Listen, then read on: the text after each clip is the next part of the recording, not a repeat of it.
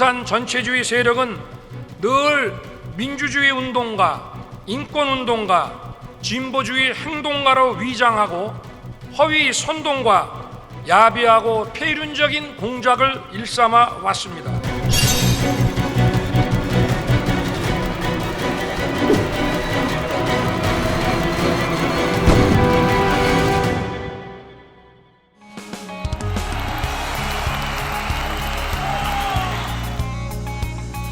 문 전 대통령 SNS 메시지가 뭐였냐면은 유치 당시 대통령으로서 어떤 사과와 위로의 마음을 전한다는 내용이 있었지만 주목을 받았던 내용이 우리가 국격을 잃었고 긍지를 잃었다. 사람의 준비가 부족하니 하늘도 돕지 않았다.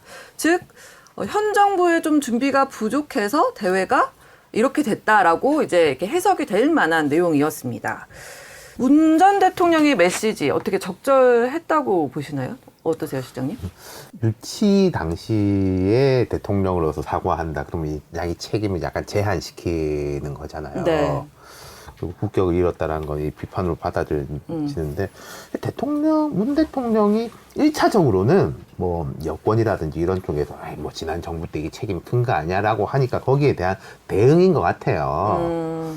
근데 저라면은 제가 참모라면은 네. 이 뒷부분에 하지만 마무리를 네. 꼭 지금 정부 여당한테 공을 돌리지 않더라도 우리가 힘을 모아가지고 마무리를 하지 않았냐, 잘 돌아갔으면 좋겠다라는 뭐 통합에, 식으로 네. 마무리. 그래도 이제 안타까움이 있었지만은 이제 마무리 대가 없이 이렇게 뭐 해서 이제 무사히 갔다. 이렇게 했으면 훨씬 낫지 않았을까. 그리고 이때 싶네요. 메시지를 낸 시점에 약간 이 국면이 조금 일단 좀 잘 끝내자 약간 그렇죠. 이런 국면에 뭐, 또 네. 이런 메시지가 또 나왔었죠. 네. 근데 이제 그 메시지를 보면 이제 뭐 국격 긍지를 잃었다. 이런 네. 얘기도 있지만 사과를 하는 중에 이제 전북 도민들에게도 이제 사과를 했어요. 그런 걸로 보면 어쨌든 이 현 정부가 전 정부 탓하는 거에 대해서 조금 항변하는 듯한 네. 쪽에 무게중심이 있다고 좀 보입니다. 그리고 그게 나오니까 이제 그 현 대통령실도 모 신문의 사설을 인용해서 이 적반하장 후화무치하다는 평가가 있다라는 얘기를 했어요. 저는 이제 이게 뭐 그 전북도가 더 책임이냐, 여가부가 더 책임이냐, 뭐 전 정부가 책임이냐 막 이런 얘기 가지고 뭐 평창 올림픽까지 뭐 소환되고 네. 이러는데 그거 정말 부끄러운 일들 아닙니까? 그러니까 저는 이 잼버리라는 행사에 관해서는 전 현 정부 책임이 훨씬 더 크다고 봅니다. 아, 그렇게 보세요? 네, 저는 그렇게 봅니다. 그러니까 어떤 이슈는 예를 들면 외교라든가 뭐 안보, 뭐 산업, 탈원전 같은 거죠. 재정정책, 네. 부동산 정책. 그러니까 이전 정부가 했던 것을 뒤집는데 시간이 많이 필요한 것들이 좀 있어요. 네. 근데 이런 행사 말이죠. 이런 행사는 그런 성격이 아니에요. 총리가 이거를 좀 이렇게 하면 안 된다고 했으면 한 달 만에 문제가 해결됐을 거고 여가부, 그러니까 조직의 여가부 장관이 PM인데 프로젝트 매니저 같은데 이거를 얘기를 했다면 두세 달 만에는 문제를 다 해결할 수 있었던 거였다라는 거. 이 성격이. 그러니까 조금 더 빨리 움직였었으면은 더 이런 일이 안 생겼다 이 말씀이신 그렇죠. 거죠. 그거는 누구나 가서 보면 당연히 매년달에 물어볼 거 아닙니까? 이게 지금 그 매립지고 그리고 비도 왔고 그러면 이 문제가 있을 텐데 누구 하나 이거를 문제를 삼질 않았고 그 전 정부에서 여가부의 일을 맡겼다고 하더라도 그래서 뭐 이제 대통령 선거 기간 중에 논란이 있어서 여가부가 축소되는 거에 인원이 줄었다고 하면 그거는 장관이 가서 이거 우리가 지금 이거 할 수 있는 인력이 없다. 다른 부처가 맡든지 아니면 지원을 좀 해줘야 된다거나 이런 판단을 해야 되는데 그 내내 이 일이 벌어지고 그렇게 결국 브리핑을 못하게 되는 과정까지도 김현숙 장관이 이 상황을 심각성을 제대로 모르고 있었던 게 아닌가. 그렇다면 윤석열 정부의 한 부처가 어쨌든 책임 있는 부서인데 네. 이걸 딱 띄워놓고 이전 정부 탓을 하는 게 맞냐. 저는 그 접근이 이거 잘못됐다고 논점이 봅니다. 워낙에 많은데 네. 이런 것 같아요. 국민들이 이제 화가 난 거는 제 처하고 이야기하다가 이런 이야기를 했는데 그 폐막 콘서트 네. 진짜 번갯불에 콩고 먹듯이 했는데 그럴듯하게 치렀잖아요. 4만 명 저녁 도시락까지 쫙 나눠주고 들어가고 빠지는 것까지 아무 사고 없이 그리고 거기에 와 가수들 리허설도 없이 했다라고 하는데 흔한 말로 삑살이 나는 사람 한 명도 없었고 네. 그러면은 대한민국이라는 나라가 돈이 없어, 사람이 없어, 뭐가 없어. 우리가 뭐가 부족해가지고 능력이 안 돼서 못하면은 억울하고 다음에 열심히 하자는데 다 있는데 이런 사고가 나는 게 화가 나는 거잖아요. 사람들이 못 받아들이죠. 예, 이거 무슨 말도 안 되는 일 아니냐라는 게 이제 첫 번째인데 여권은 그렇게 생각하는 것 같아요. 자, 이런 막 문제들이 발생했는데 대통령이 딱 해결사로 나가지고 정리되니까 최종 종결자, 해결사의 이제 리더십을 보여줬다라고 생각하고 또 이게 다 책임이 있지만은 여가부는 무능한 게 문제고 전북은 뭐 해먹은 거 아니야? 뭐 약간 이런 프레임이란 그렇죠. 말이에요. 네, 네. 근데 박 대표님 말씀하신 것처럼 국민들이 생각할 때는 정부의 최종적인 거는 유능 무능의 문제란 거예요. 그러니까 뭐 전북이 뭐 해먹었건 말건 간에 그건 네. 조사하면 나올 거지만은 네. 그럼에도 불구하고 그럼 옛날에 뭐 월드컵이고 올림픽이고 할 때는 빵꾸가 없었겠어? 있었겠지 어디선가. 근데 잘 치르잖아. 그걸 왜 못했냐? 그 총체적인 책임은 현 정부에 있다인데 우리가 문제를 뭐 전 정부가 문제 일으킨 걸 우리가 해결사로 했어. 그건 전 국민들이 그렇게 보지 않을 거라고 봐요. 그 다음에 조금 더 구조적인 문제를 생각하면 진짜 이번 하나 안타까운 게 88 올림픽을 유치한 사람은 전두환 대통령입니다. 네. 88 올림픽을 이제 성대하게 치르는 사람은 노태우 대통령 말하자면 선언합니다. 서울 올림픽 대회를 개최하는 것을 선언합니다.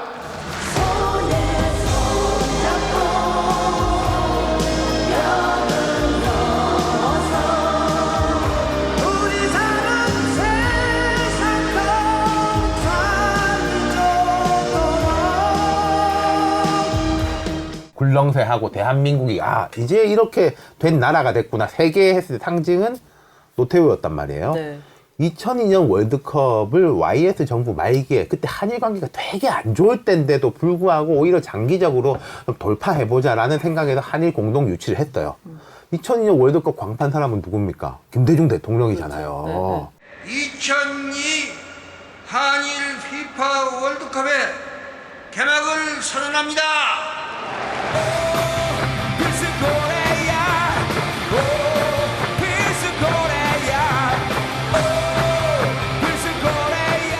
평창 동계올림픽도 이명박 대통령이 유치하고 문재인 대통령은 또 전임 대통령도 없어가지고 독상 받아가지고 그러면은 지금까지 한국의 이 정치라는 게 유치 성공한 사람도 좀 광내고 그럼 또 이게 이어받아가지고 전임자가 했지만은 네. 내가 광팔고 그럼 또 내가 하나 하면은 다음 사람이 하고 그게 말하자면은 좋은 선순환의 구조인데 이번은 서로에게 유치를 네가 했니 실행을 네가 했니라면서 윈윈의 지금까지 한국이 가져오고 있었던 이 윈윈의 구조가 깨져버렸다. 그게 참 되게 안타까워요. 이거 수습 과정에서도 보면 제가 이게 왜 이게 적절한 대응이 아니고 네. 과잉 대응이다 그렇게 자꾸 얘기를 하냐면 잼버리라고 하는 청소년 행사의 준비 미흡으로 문제가 생겼는데 이걸 대통령까지 나서갖고 또 삼성 같은 기업까지 다 나서갖고 네. 온 나라가 총동원. 온 나라가 이걸 지금 했는데 앞으로도 그러면 이런 모든 이슈에 이렇게 대응할 거냐. 그러니까 조직위 내에 이제 많은 이제 그 부처들이 들어갔는데 거기서 이걸 수습 못했다. 네. 그러면 저는 그 다음엔 총리 정도가 나서서 이거를 총지휘했으면 전 됐을 거라고 좀 봅니다. 근데 이걸 대통령까지 나서고 뭐 다 나서갖고 한 것이 제가 봤을 땐 좀 그렇고 좀 약간 좀 국가주의고 국가 동원주의고 약간 다른 각도에도 보자면은 이런 면이 있는 거죠. 맞는 말씀인데 어쩌겠냐 일이 터졌는데 수습은 하고 막아야지. 봐야지. 그래서 뭐 야당도 협조를 하고 좀 진보적인 언론 비판을 했지만 일단 좀 끝내자. 하고 보자. 네. 뭐 기업이고 뭐고 간에 이제 하자라고 하면은 저는 그 뒤끝을 조금 긍정적으로 이끌어 갈 수 있지 않은가 싶은데. 그러니까 그럴 듯 하다가 갑자기 또 이제 네, 약간 팔로 뱃싸움 경축사가 느낌으로 이제 지금. 뭐 약간 바뀌어 버리니까 그게 아쉽죠. 지금 뭐 상임위에서 이제 뭐 전북지사를 부르네만에 그거 가지고도 또 오전까지 계속 이제 여야가 싸우고 있던데 말씀하셨지만 약간 마무리를 좀 우리가 다음에 이런 행사가 있었을 때 좀 이번 걸 이를 교훈으로 삼아서 이렇게는 안 하겠다. 약간 이런 정도로 가야 되는데 지금은 뭔가 결론 없는 싸움으로 좀 지금 가고 있다는 게. 그러니까 이게- 아까 제가 골이 깨졌단 말씀드린 게 뭐 88 올림픽, 월드컵, 뭐 동계올림픽 이런 걸 보면은 정파도 다르기도 하고 대통령도 다르기도 하지만 어쨌든 이거 뭐 우리 잔치니까 이어받아가지고 그러면은 아까 제가 말씀드린 대로 유치한 사람은 유치한 대로 자기 이제 정치적 성과로 갖고 또 이걸 이제 그 행사를 치른 사람은 치른 사람대로 성과로 갔고 그런 식의 이제 암묵적인 이 기브앤테이크가 깨져버린 거가 되게 좀 큰 후과로 남을 것 같다라는 생각은 들어요. 이 잼버리 행사를 잘하고 못하고 보다도. 아니, 그러니까 이게 이 극단적 진영 싸움이라는 게 다 영향을 미치잖아요. 그러니까 이게 이번에 이런 일이 이제 있었는데 네. 누구도 흔쾌하게 지금 책임 우리 탓이라고 얘기하고 나온 데는 없어요, 지금. 여가부도 그렇고 전북도도 그렇죠. 그렇고 이게 참 송구하고 잘못되고 사과하는 듯이 보이지만 마지막엔 다 이거 다 우리한테 덮어씌우지 마라라는 걸로 다 이제 가고 있다고요. 그러니까 이게 사회 전체에 지금 만연해 있어요. 우리가 이제 하나가 되고 이 정도 국가 행사 우리 모두 행사니까 옛날에 협력을 했단 말이에요. 진영을 또 넘어서서. 그러니까 그게 깨졌는데 그걸 회복시킬 힘이 누구한테 있느냐? 저는 어쨌든 국정을 책임지고 현 정부에 있고 대통령에 있다는 거예요. 누군가는 이걸 끊어야 되는데 그거 책임을 얘기하지 말고 그건 뭐 하여튼 책임은 나중에 얘기하고 지금 이 문제는 모두가 다 힘을 합쳐서 해야 되고 사람들이 우리한테 믿고 맡겨줬는데 그래서 뭐 정권을 국정을 맡겨줬는데 책임 이제는 1년 6개월 됐으니까 우리가 좀 하자. 그러니까 모든 분야에 대해서 그렇게 해서 좀 고리를 좀 끊어야 서로 그래서 뭔가 좀 이제 양극단인 게 좀 가운데 조금씩이라도 와야죠. 예. 그런 노력을 다 해야 됩니다. 우리도 지금 그러려고 이 방송 하는 거고. 그런 면에서 대통령이나 전직 현직 대통령의 메시지가 너무 아쉽다는 거예요. 그러니까 둘 다 과잉이라는 말씀이시죠? 그렇죠. 그게 양쪽 다. 문재인 대통령도 저는 제가 참모해서 그런 메시지를 안 냈죠. 이 전 현직 그 대통령의 어떤 공방 이거를 저희가 총선 얘기로까지 한번 연결해서 해보겠습니다.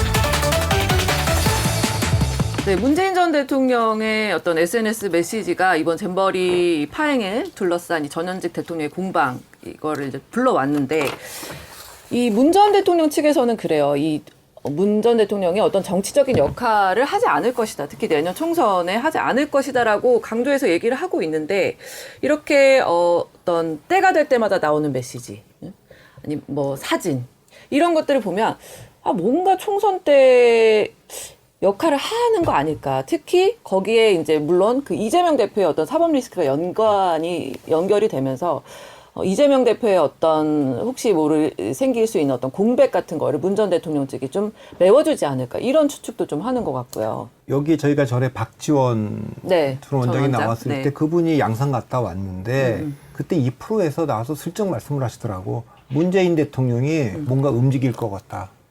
4.3 제주 공식 행사에는 참석을 안 하지만은 가겠다. 그리고 5.18도 가시겠다. 그건 내가 얘기 안 했어요. 문재인 대통령이 현실 정치의 얘기를 할 것 아니냐 하고 국민의힘에서는 또 참새들이 짹짹짹 하겠지만은 그 말씀은 안 하시더라고요. 어떻게 됐든 움직인다. 이것만은 사실이다.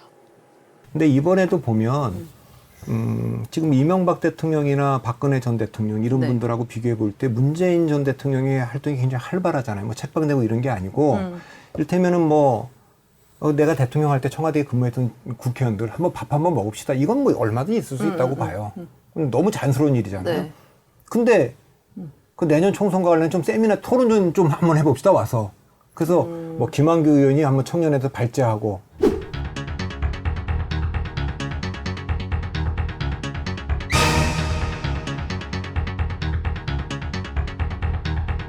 그 뭐 부인한 거 아니었어요? 오보라고는 했지. 근데 뭐 하여튼 그리고 나왔잖아요. 네. 그런 오보가 나왔다는 것 자체도 아마 비판이 많았을 거예요. 아마 그런 모임을 뭔가 좀 해야 되는 거 아니냐라는 얘기가 있었을 겁니다. 그러니까 그런 걸로 보면 지금 민주당의 지금 상황이 지금 그 간단치 않은 이제 그런 것을 지금 반영하고 있다고는 좀 보입니다. 그러니까 양산에서 계시면서 약간 그냥 좀 지켜만 보기에는 약간 답답한 상황들이 계속 이어지면서 이게 그 문재인 대통령이라는 존재가 그 뭐랄까 대통령 예우를 받는 유일한 전직 대통령이잖아요. 우리나라 전체로 치면은 그리고 이제 민주당 입장에서 볼 때는 직전 전직 대통령 민주당이 이제 김대중 노무현 문재인의 당이라고 하는데 김대중 노무현 두 분은 돌아가셨으니까 한 분밖에 어른 중에서 그렇죠. 한 명만 있는 거잖아요. 그러니까 제일 그 존재 자체로 해서 클 수밖에 없고 두 번째는 이재명 대표와 여기에 계속 막 흔들리고 있으니까 친명 비명 양쪽이 그나마 이제 뭐 우리는 뭐 문재인 대통령 모시고라고 이렇게 부여잡고 있는 것도 있고 그러다 보니까 권위가 크고 하나 더 보자면은 문재인 대통령 이건 박성민 대표가 많이 말씀하신 겁니다만은 2012년, 2016년, 2020년 세 번의 공천을 하는 동안에 민주당의 1인자였어요. 2012년에 한명숙 대표가 있었지만은 네. 그때 이제 그 혁신과 통합이라고 들어오는데 네, 네. 좌장이었었고 고문으로서 세 번의 공천을 했기 때문에 지금 국회의원 중에서 한 제가 볼 때 90% 이상은 문 대통령 뭐가 안 걸리는 사람이 없어요. 지분이 그게 제일 큰. 압도적일 수밖에 원래 가만히 있어도 네. 압도적일 수밖에 없는데 네. 지금 민주당의 리더십이 흔들리니까 결합이 되는 거잖아요.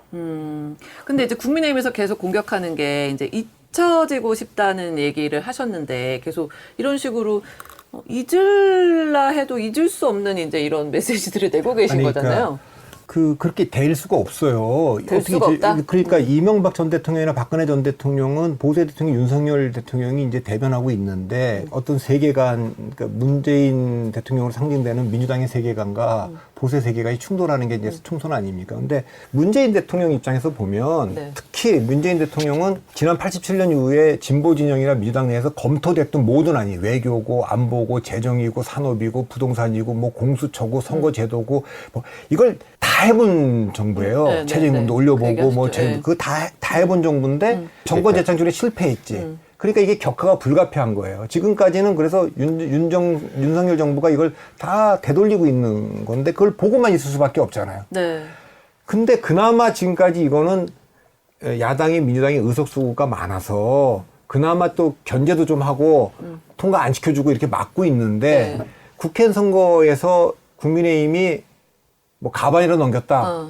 그러면 불을 보듯 뻔하게 네. 문재인 정부 대통령 본인이 했던 것들은 다 부정당할 거고 그건 다 뒤집어질 거고 거기서 끝나는 것이 아니라 또 어떤 거는 이제 수사로 들어오기도 할 거고 그런 위기감이 왜 없겠습니까? 지금 굉장히 강하게 있을 거라고 좀 봐요. 그러니까 그럼 대표님 얘기를 들어보니까 지금 약간 문 전 대통령이 지금도 메시지를 내고 있지만 총선에 좀 임박해 오면 더더욱 움직일 거라는 예상하고 계시는 거예요? 뭐 저는 그렇게 봅니다. 왜냐하면 이렇게 느끼지 않겠어요? 보수 정당의 칼끝이 노리는 거는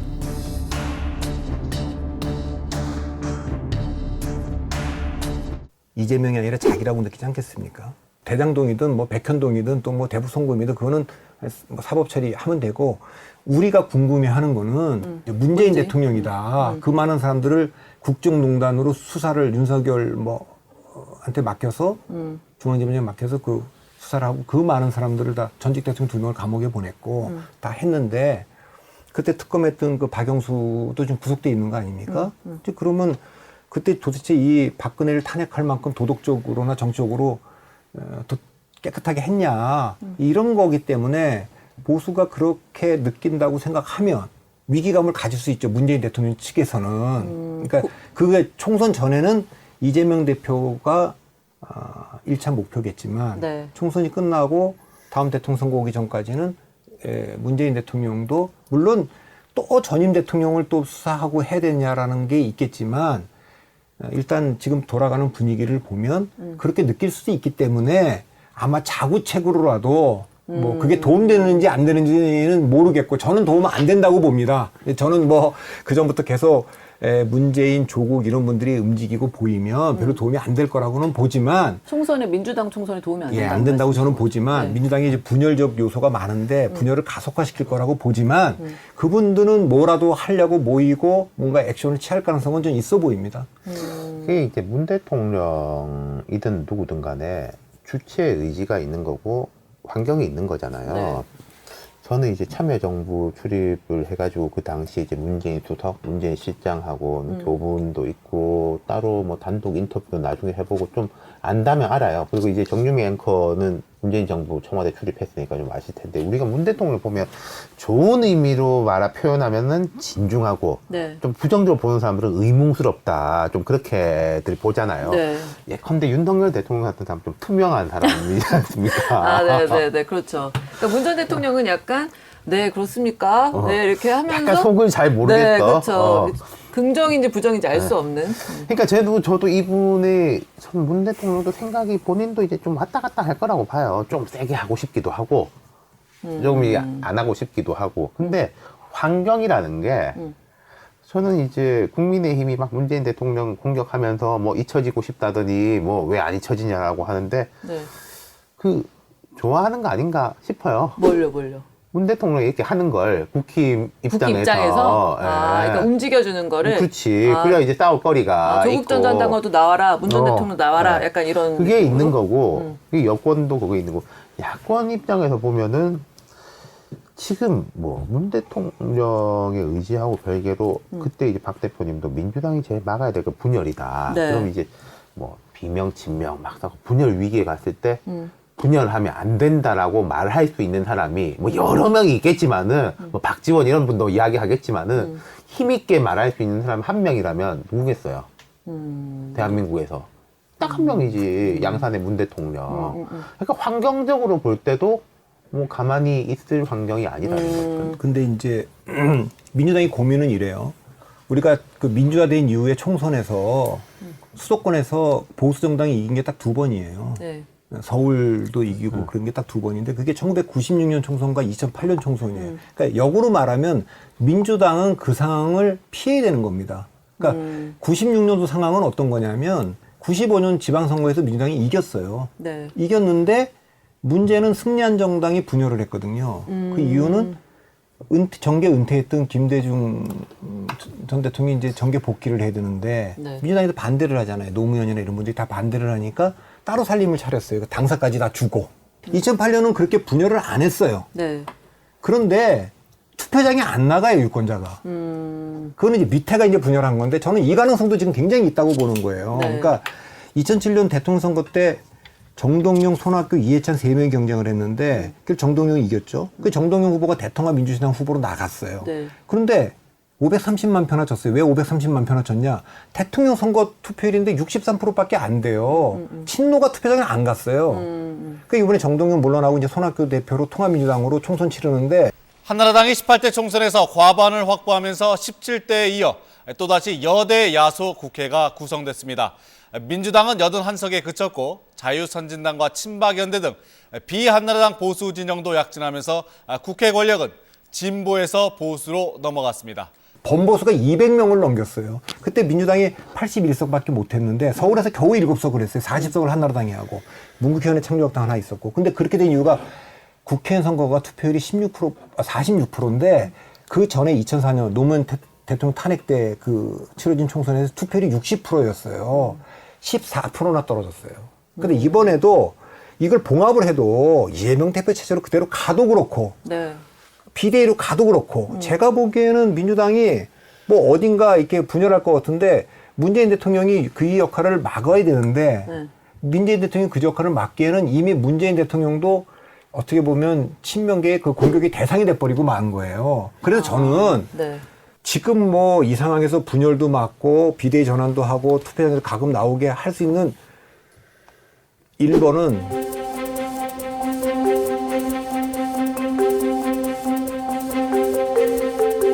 전 이재명 대표밖에 없다고 봐요.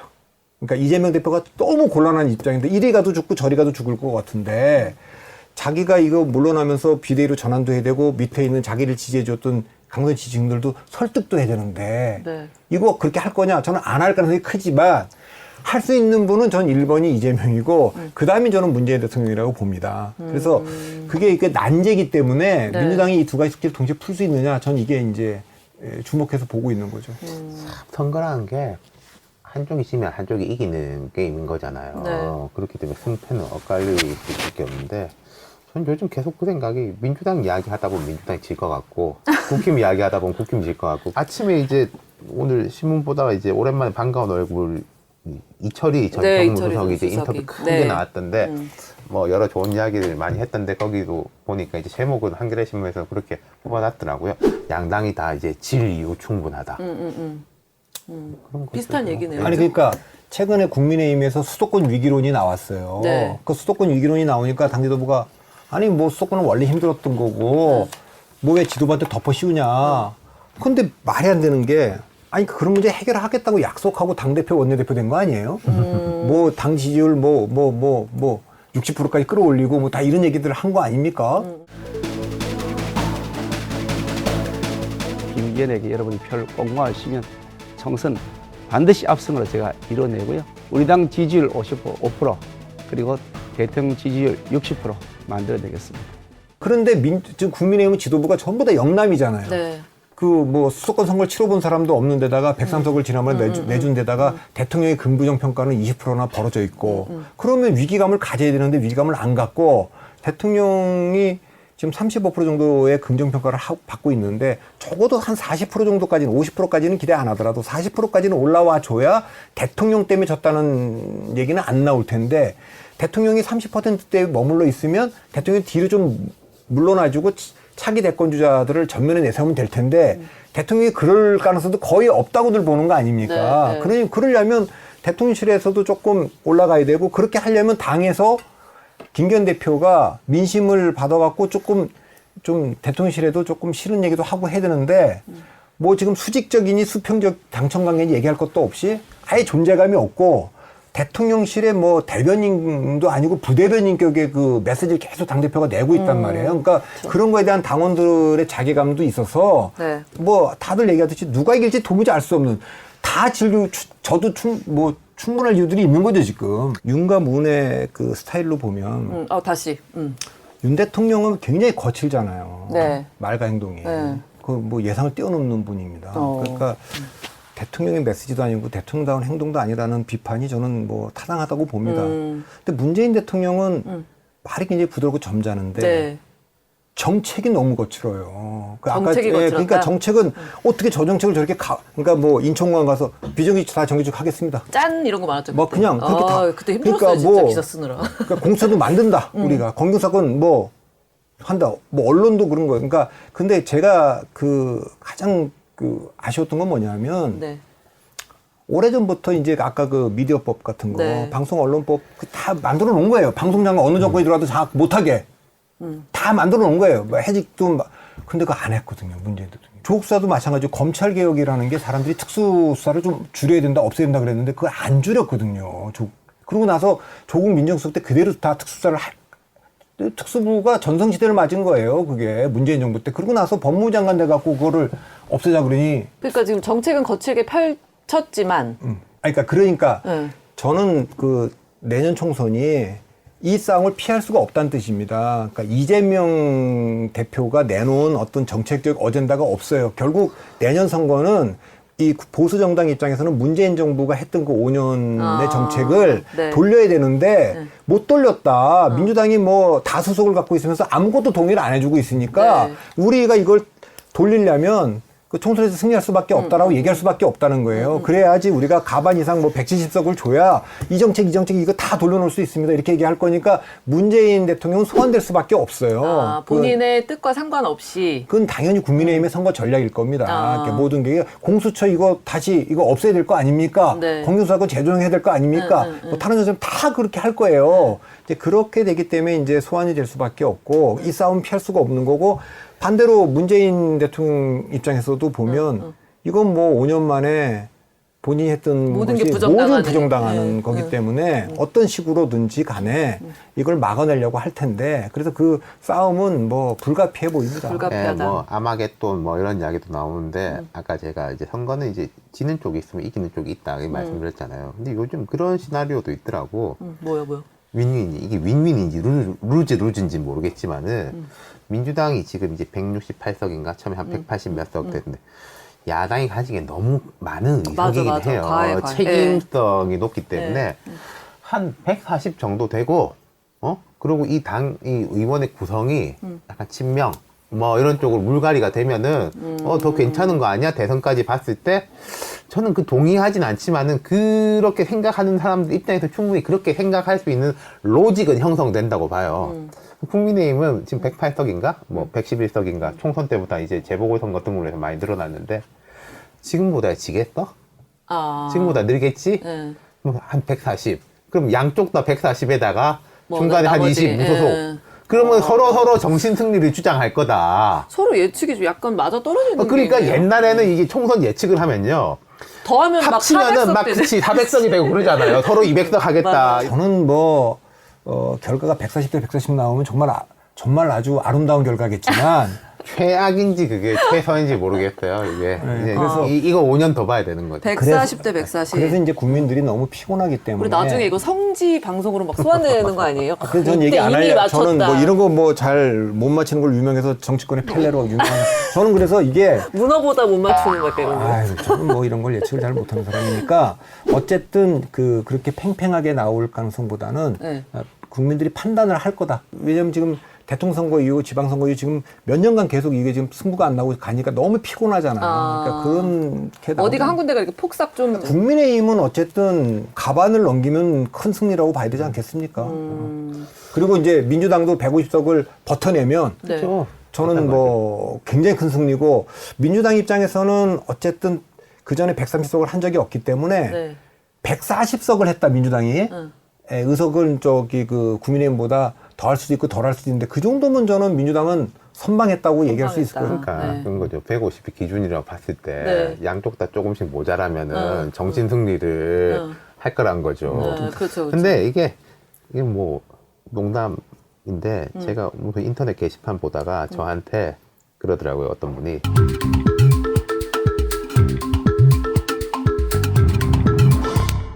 그러기야 하겠어요라는 게 다 됐다고. 예전에 그러니까 이거 못 맞추는 게 그 설마 그러기 나경원 하겠어요? 공격 막 이렇게 했을 네. 적에 네. 그 용산하고 당해서 에이, 설마. 이게 뭐 이제 눈꼴 다 나온데 안철수한테야 그러기야 하겠어요? 라고 하니까 그러기야 하겠어요.